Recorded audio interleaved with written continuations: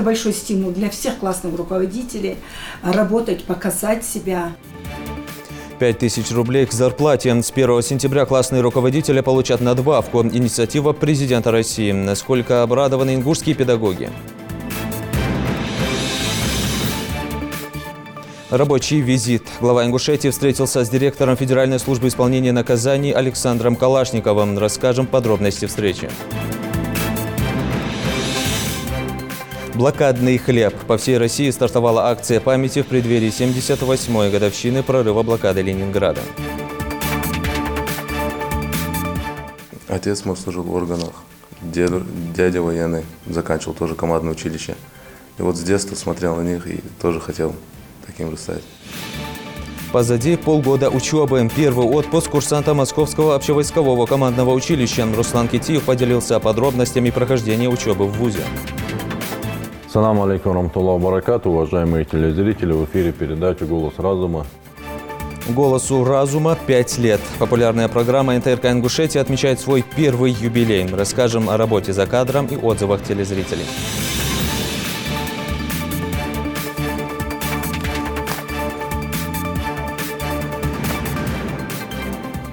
На канале Ингушетия новости 24. Здравствуйте. Глава Ингушетии Махмуд Али Калиматов провел совещание по итогам послания президента Владимира Путина Федеральному собранию. Руководитель региона акцентировал внимание на социальной части послания. По словам Махмуда Али Калиматова, именно социальные вопросы, затронутые главой государства, являются магистральными для всех регионов страны, в особенности для Ингушетии. Подробности в материале нашего корреспондента. Во исполнении пунктов послания президента на федеральном уровне уже подготовлены проекты поручений по тем вопросам, которые касаются органов исполнительной власти страны. Глава региона дал поручение руководителям органов исполнительной власти провести анализ всех действующих государственных ведомственных программ на территории региона на предмет включения в них дополнительных мер поддержки с учетом предложений, отраженных в послании президента. Послание направлено на здоровье нации. Это самый важный вопрос, а для этого наш топ-чиновник, начиная с самого сельского поселения, строитель, который строит, медсестра, которая на работу пришла, водитель, который едет за рулем, женщина с детьми ведет, или автобус, или в частном своем автомобиле, думал об этом. Главы все, министры все при проверках. Обращать внимание, жалобы на ненадлежащее отношение к детям, выделять их. Отношение к больнице, отношение к школе, детским садам, выборку мне делать их, в квартал раз мне справку. Отнеситесь к этому серьезно. У нас есть потенциал, у государства есть деньги, только к ним надо чистыми руками относиться. Нельзя их трогать, нельзя трогать материнский капитал, пособие материнское. Потому что для какой-то семьи и 100 рублей деньги, и 1000 рублей тем более. Все надо отдавать. Все должны участвовать. Понимаете, вы вникаете в эти вопросы. Потому что нам нужна здоровая нация. Граждане, люди наши. А они все наши родные. Чужих нету, никого нету. Мы регулируем сегодня их финансовые и другие вопросы. Поэтому вот дали полномочия, да? Будь уж добр, исполняй свои должностные обязанности и регламент четко. Четко выполняйте его. Не допускайте ни одну жалобу женщины, ребенка, ни здравоохранения, ни там образования, а участвуют в этом не Минспорт, а все. Мы четко разработаем план реализации послания президента. Он у каждого будет. Она касается всех, понимаете? Все сферы, они идут к тому, чтобы ребенок родился, а потом был жив-здоров еще, здоровым рос. Все условия им создать, кто бы что ни делал, в каждом своем направлении. Демография – это целый вектор нашей работы. И не зря президент 80%, 85% даже, уделил внимание демографии, здоровью детей, экологии. Я хочу призвать вас просто к ответственности, и тогда у нас все получится. У нас очень красивые люди, хорошие люди. Махмуд Али Калиматов поручил правительству республики совместно с главами муниципалитетов принять всевозможные меры по завершению мероприятий, необходимых для ввода в эксплуатацию детских, дошкольных, средних образовательных и медицинских учреждений, предусмотренных национальными проектами. В рамках реализации регионального проекта «Современная школа» в республике планируется строительство до 2023 года 17 объектов образования. У нас есть министры, у нас есть подрядчики, у нас есть главы районов, но у нас слабый контроль. Значит, у нас получилось так, что у нас главы дистанцировались как-то. Выделяются огромные средства, поэтому мы должны каждую копейку беречь. Работа по несданным в установленные сроки проблемным объектам уже ведется. Перенос сроков во многом обусловлен некачественной реализацией и несоответствием установленным нормам после ряда проверок. Выплаты подрядчикам будут осуществлены только после тщательного анализа качества и подтверждения, что их строение отвечает всем требованиям и стандартам. В этой связи глава Ингушетии сделал особый акцент на строительстве объектов здравоохранения и спорта. И тут же влияет ситуация, касающаяся наших спортивных объектов, где дети занимаются. Нужно будет именно санитарное состояние посмотреть, вот, чтобы там очистные были, чтобы там вентиляция была нормальная. Душевые кабины уже дошли до того, что там их не везде есть. Возможность будет, мы будем обращаться к правительству России, чтобы нам помогли по тем или иным вопросам восполнения того снарядов спортивных, оборудования, которое необходимо для детей, и какие-то разрабатывать алгоритм какой, чтобы мы все-таки здоровье еще сохраняли и укрепляли детей. Владимир Путин также в послании отметил необходимость обеспечения бесплатным горячим питанием и пересмотра системы снабжения питанием в школах. Руководитель региона распорядился проработать организацию комбината школьного питания. Планируется создать пилотный проект, изучить на его примере способы реализации этой инициативы, а в дальнейшем открыть специализированные пункты по районам и городам республики. Хади Добриева, Хусейн Гагиев, Юсуп Ханив, Рахман Цуров, Новости 24. Ближе всего к ученикам их классные руководители. Это огромная ответственность, требующая особой подготовки наставников и их поддержки, заявил президент России в своем послании Федеральному собранию. Глава государства предложил с 1 сентября текущего года ввести специальную доплату учителям за классное руководство в размере не менее 5000 рублей. Сейчас работа идет над законодательным регулированием инициативы. Что думает о новой мере господдержки сами педагоги, узнавал наш корреспондент Зелимхан Калоев. Парни согласны на конце слова, ребята, что надо с ним делать? Вычитать и умножать, малышей не обижать, а еще быть хорошими, умными и отзывчивыми. Аза Магомедовна им преподает не только школьные науки, но и уроки жизни. А потому стала для детей второй мамой. Учитель, классный руководитель – это 24 часа взаимоотношений между детьми и родителями. После своего рабочего дня у нас идет продолжение подготовки к следующему учебному дню. Очень много среди детей разносторонне развитых, и учитель берет их за руку и ведет дальше.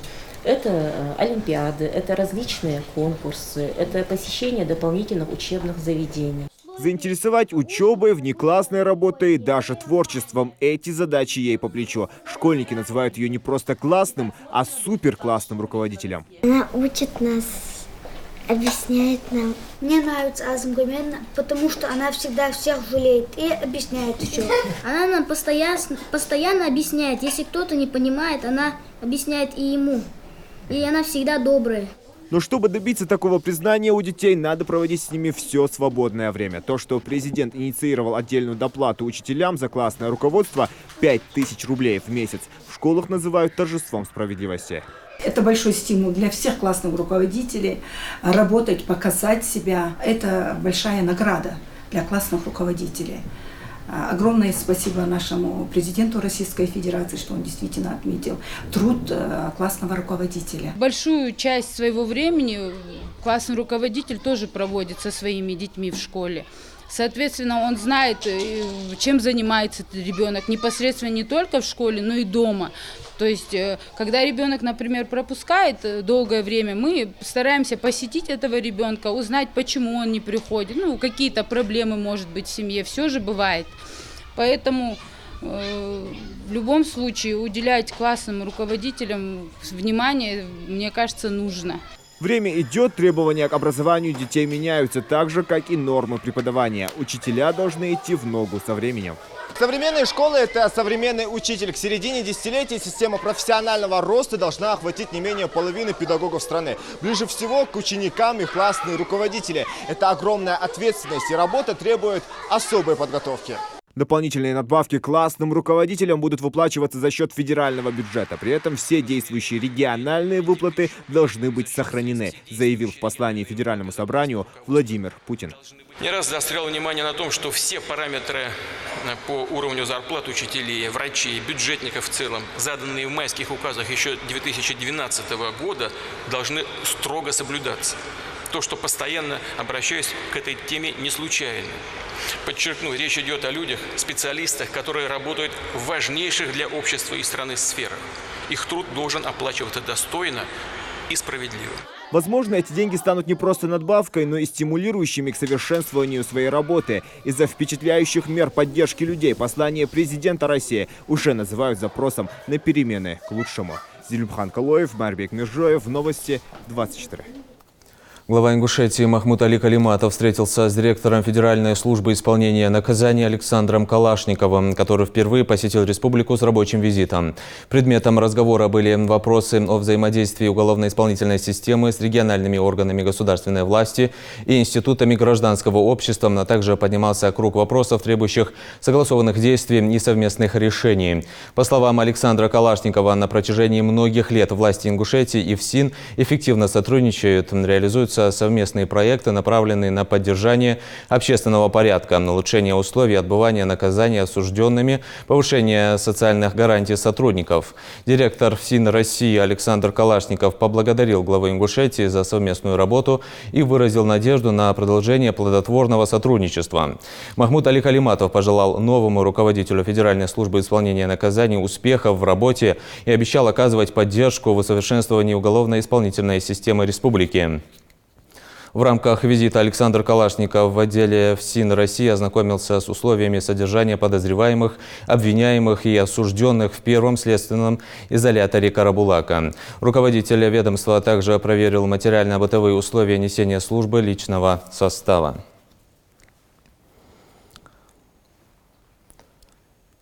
Оперативное выполнение служебных обязанностей и высокая раскрываемость. Ряд громких уголовных дел раскрыты следователями следственного отдела по городу Карабулак.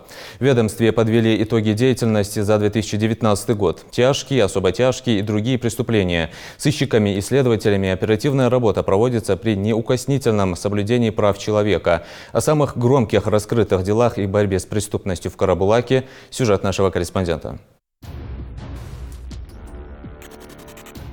Эти кадры с камер видеонаблюдения в 2019 году стали самым обсуждаемым преступлением в городе Карабулак. Разбойное нападение на отделение Почты России произошло средь белого дня. Двое злоумышленников ворвались к сотрудникам почты с оружием в руках и потребовали обналичить кассу. Разбойное нападение на отдел почтовой связи здесь, в Карабулаке, было совершено в феврале 2019 года. Преступление вызвало общественный резонанс, были пострадавшие. Благодаря слаженной работе Следственного комитета по городу удалось установить состав преступления, фигурантов дела и вынести по ним соответствующие решения. По делу о разбойном нападении Следственным отделом по городу Карабулак проделана большая работа. Всего были установлены 6 фигурантов. Они получили от 6 до 9 лет лишения свободы. Данное преступление было совершено в количестве 7 человек, в группе, можно сказать. 6 из них, по 6 преступникам уголовное дело направлено в суд, и одно уголовное дело приостановлено в связи с розыском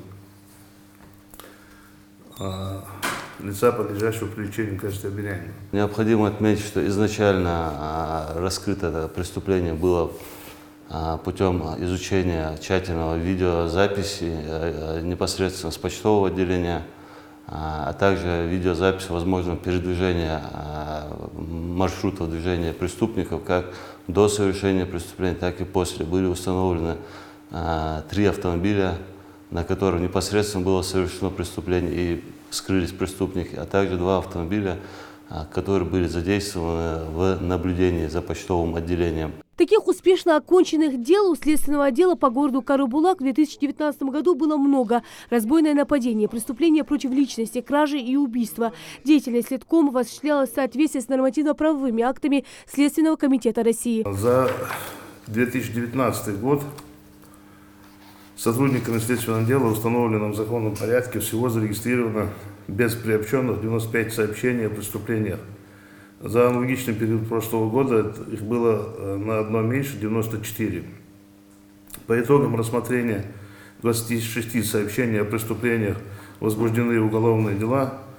Аналогичный период прошлого года 24. То есть на 2 дела больше получается в этом году.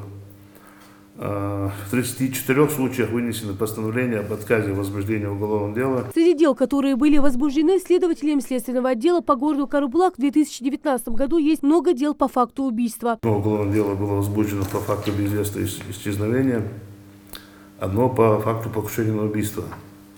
Одно уголовное дело возбуждено по части 4 статьи 111, 3 уголовных дела по статье 139, это незаконное проникновение в жилищ. 2 уголовных дела по 159 прим. 2, это мошенничество при получении выплат. Также 11 уголовных дел следственным отделом было возбуждено по статье 238 «Легализация алкогольной продукции, которая не отвечает требованиям безопасности жизни и здоровья граждан». Также дела по статье применения насилия в отношении представителей власти и не только. В общем, прошедший 2019 год в плане результатов и достигнутых результатов был положительным. Удалось избежать преступлений, которые остались нераскрытыми. Следственному отделу по городу Карабулак удалось в 2019 году поднять основные показатели по результативности и количеству оконченных и доведенных до логического завершения дел. В этом году следователи тоже намерены вести работу оперативно и слаженно, чтобы сократить количество преступности в городе. Рина Сычоева, Мэрбек Межоев. Новости 24. Блокадный хлеб. Акция памяти с говорящим названием в преддверии 78-й годовщины прорыва блокады Ленинграда, которую отметят 27 января, стартовала в России. К ней присоединилась и Ингушетия. В регионе с 21 января стартует цикл памятных мероприятий. В рамках акции в театрах, школах, музеях республики пройдут конференции, круглые столы, уроки мужества. Почтить память мирных жителей блокадного города, которые в те годы, будучи отрезанными от остального мира, более 2 лет боролись за свои и чужие жизни. Главная цель акции. Напомню, блокада города длилась 872 дня. По разным подсчетам, в окольцованном Ленинграде погибли от 700 тысяч до 1,5 миллиона человек. И почти все из них умерли от голода. Единственной надеждой на завтрашний день был паёк. Буханка хлеба постепенно превратилась в 125-граммовый кусочек. Именно такая минимальная норма выдачи хлеба была установлена для жителей блокадного Ленинграда.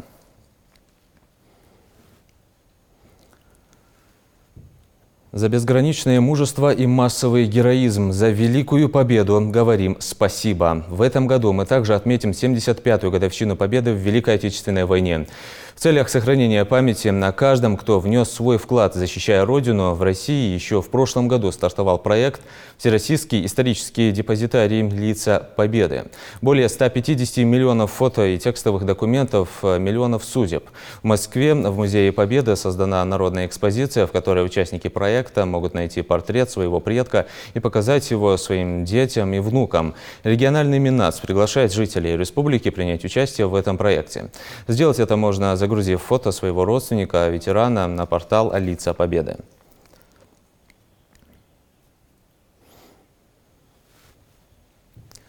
Психоневрологический диспансер строится в сельском поселении Плиево в рамках реализации национального проекта «Демография». Медучреждение будет рассчитано на 100 посещений в смену со стационаром на 150 мест. Помимо комфортных условий получения медицинской помощи, учреждение обеспечит местное население и новыми рабочими местами. Возведение объекта идет строго по графику и стандартам строительства. Жалидат Халухоева подробнее. Стационарные медицинские корпуса, отдельный пищеблок, котельная и пожарные резервуары. Более 50 рабочих, каменщики, арматурщики, бригадиры. Все они сосредоточены на разных секторах, чтобы уложиться в срок и сдать объект вовремя.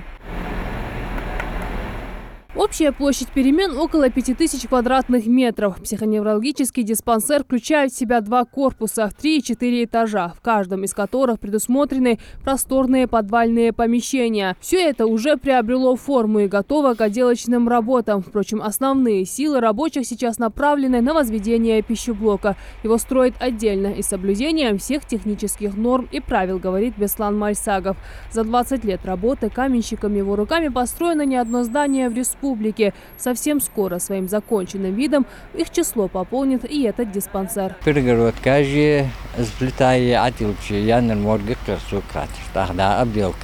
Такой важный для региона социальный объект строится в рамках реализации национального проекта «Демография». Здесь будет оказываться специализированная психиатрическая, психотерапевтическая и социальная помощь. Проект предусматривает наличие стационара на 150 коек, 20 из которых рассчитаны для детей. Сама поликлиника может принять одновременно 100 пациентов в день. Основное здание, тут они комбинированы, поликлиника и стационар.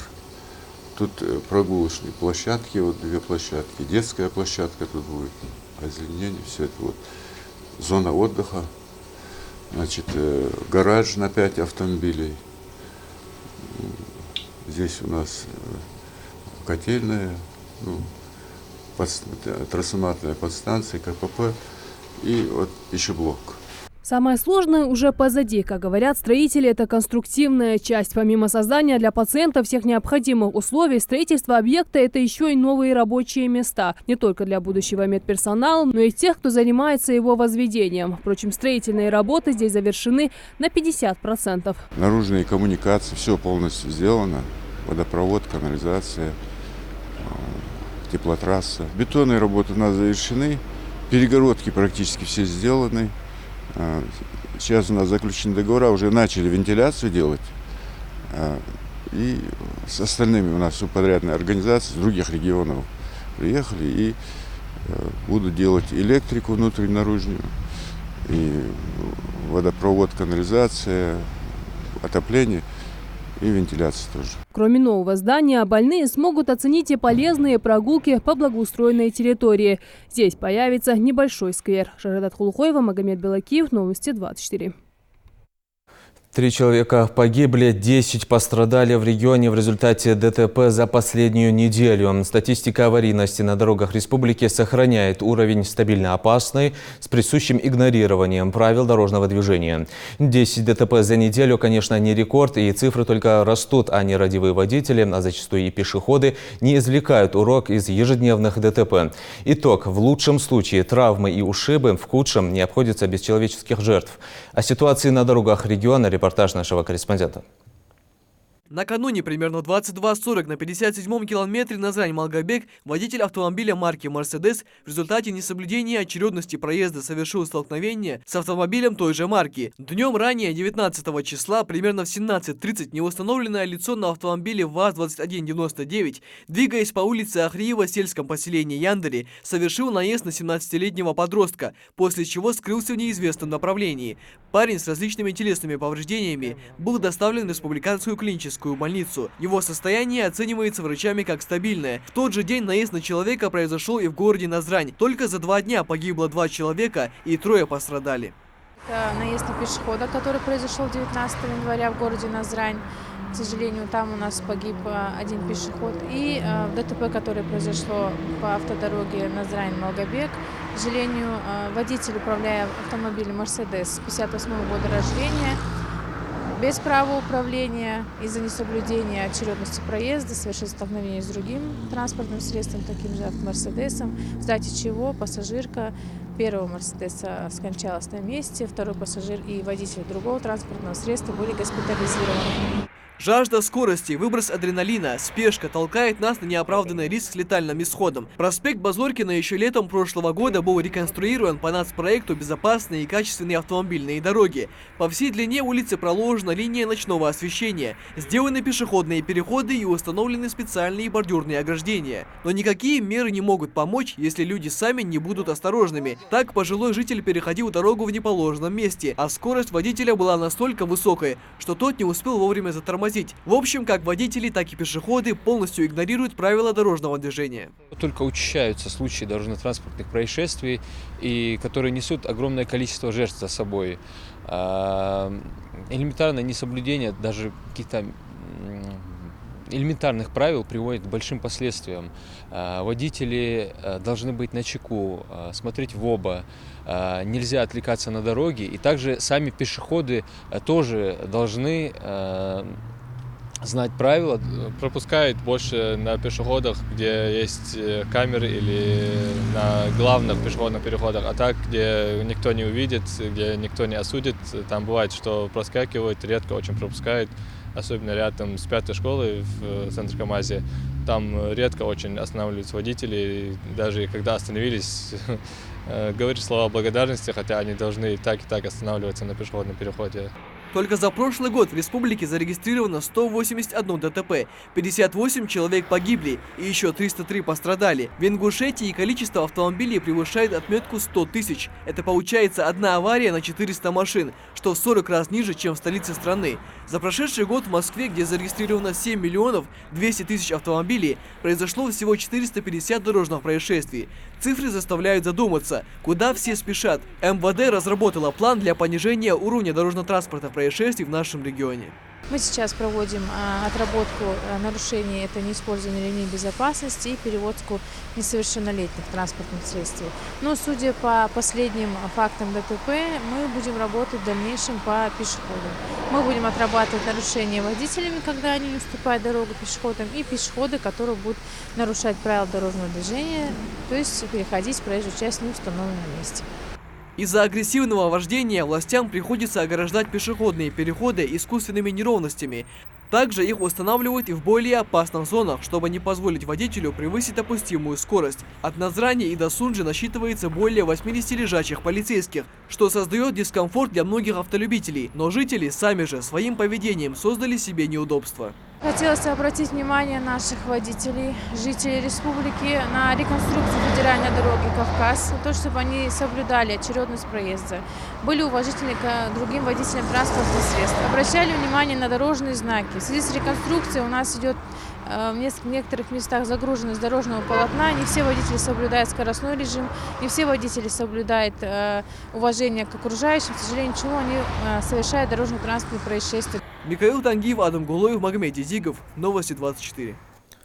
Первый курс и первый отпуск. Курсант Московского высшего общевойскового командного училища Руслан Китиев показывает отличные результаты в учебе, несмотря на сложный военный график и строгие требования вуза. За плечами молодого курсанта 6 месяцев учебы в престижном вузе страны. А впереди еще несколько лет лекций, боевых заданий, учений и, конечно, получение звания. А пока каникулярный отпуск, надо успеть как можно больше времени провести с родными дома. В гостях у молодого курсанта побывал Михаил Тангиев. Воинский долг – мужественно защищать свободу, независимость и конституционный строй России, народ и отечество. Свято соблюдать Конституцию России и строго выполнять требования воинских уставов. Принеся торжественную присягу, мечта Руслана Китиева связать свою жизнь с военной стезей наконец-то осуществилась. Полгода назад он стал курсантом Московского высшего общевойскового командного училища. Примерами того, каким должен быть настоящий мужчина, для Руслана всегда были отец и дядя. Они-то и вдохновили парня надеть военную форму. Отец мой служил в органах, дядя военный, заканчивал тоже командное училище. И вот с детства смотрел на них и тоже хотел таким же стать. Московское высшее общевойсковое командное училище готовит офицеров, квалифицированных специалистов по программам высшего, среднего, дополнительного и послевузовского военного образования. За более чем вековую историю выпускниками училища стали более 600 генералов. Такой результат говорит о высоком уровне подготовки курсантов, что и стало для Руслана ключевым фактором при выборе военного вуза. Первым делом в июле я поехал в город-герой Ногинск на полигон училища, там проходили абитуру. проходили военно-врачебную комиссию, сдавали физподготовку, писали профотбор. И по прохождению этого всего на мандатной комиссии озвучивали фамилии поступивших. И непосредственно в августе уже общевойсковая подготовка, КМБ, месяц весь август. И в сентябре мы уже выехали в пункт постоянной дислокации, город Москва, непосредственно в само училище. Руслан вспоминает, что вначале было трудно освоиться на новом месте. Впрочем, уже с первых дней он быстро нашел общий язык с товарищами. Во всем училище учатся всего 5 ингушей. 3 на первом курсе, со мной в батальоне 2. И на третьем курсе во 2 батальоне еще 2. Всего нас 5. А так, с Кавказа, выходцев с Кабардино-Балкарии, Чеченской республики много есть. Вот непосредственно через 3 часа ко мне должны ребята приехать с Кабардино-Балкарии, кто со мной учится. Вот.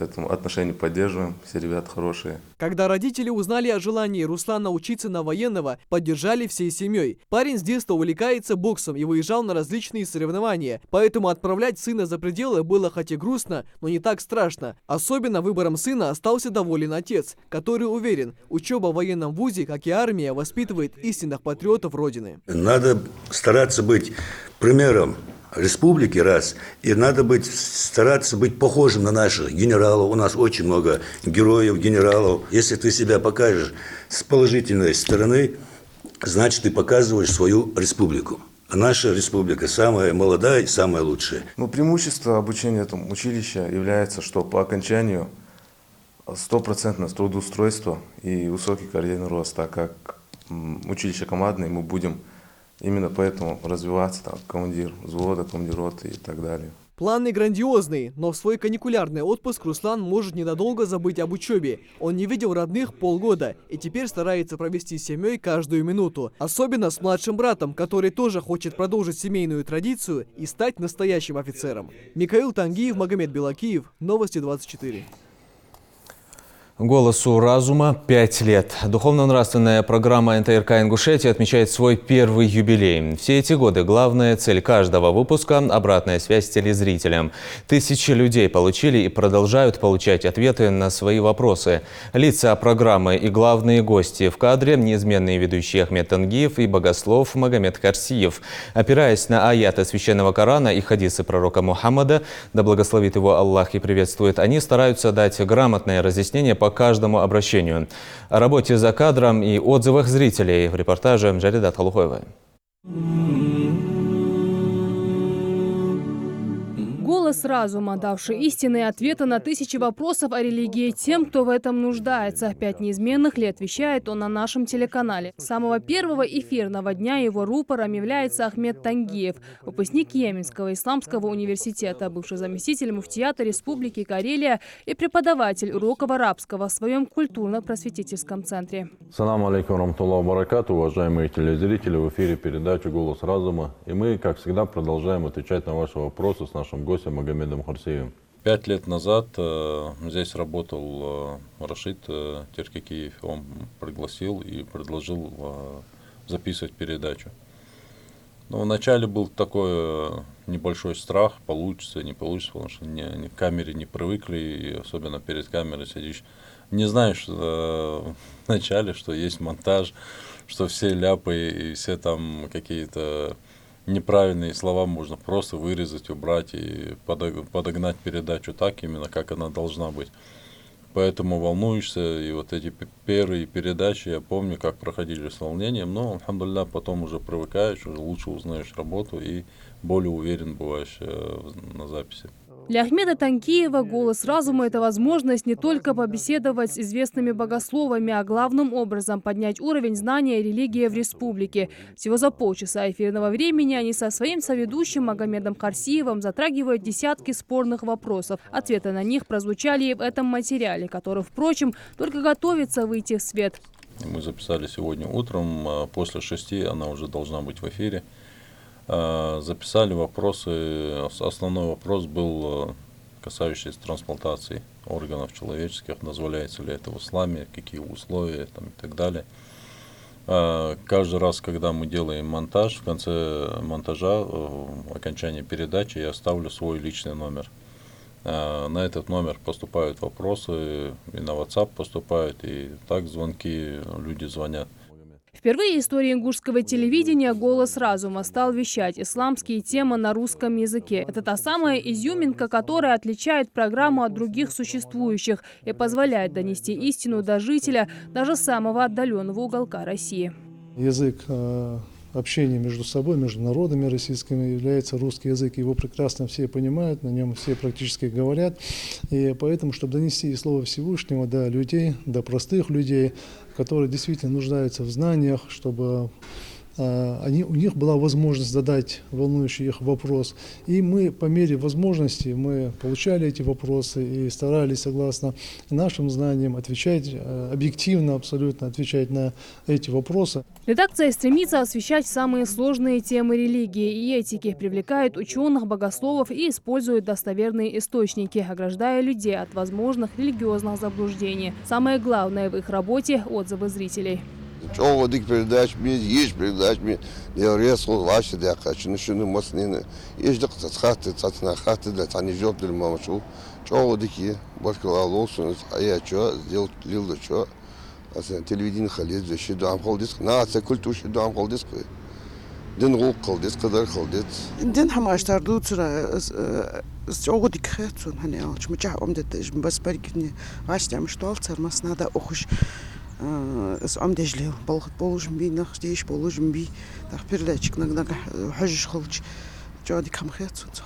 Без лишних декораций и прикрас, только самая достоверная информация. Именно в таком формате «Голос разума» вещает каждый вторник в 6 вечера. Во время пророка Мухаммада, саллаллаху, когда до людей доносили религию, приходилось людей где-то собирать, там, приглашать и так далее. То есть не было таких средств до донесения до людей. Пророк Мухаммад, саллаллаху, сказал: донесите от меня хотя бы один аят. И сейчас это вот наш век, технологии, это очень удобно. Мы сели, записали передачу, десятки тысяч человек посмотрели, услышали ответы на определенные вопросы. Радовать достоверной информацией об исламе авторы программы обещают еще многие годы. Ведь 5 лет – это время, когда уже став востребованным, нужно покорять новые вершины. Жагадат Хулухоева, Асхаб Белакиев, Новости 24. На этом наш выпуск завершен. Оставайтесь на Национальном.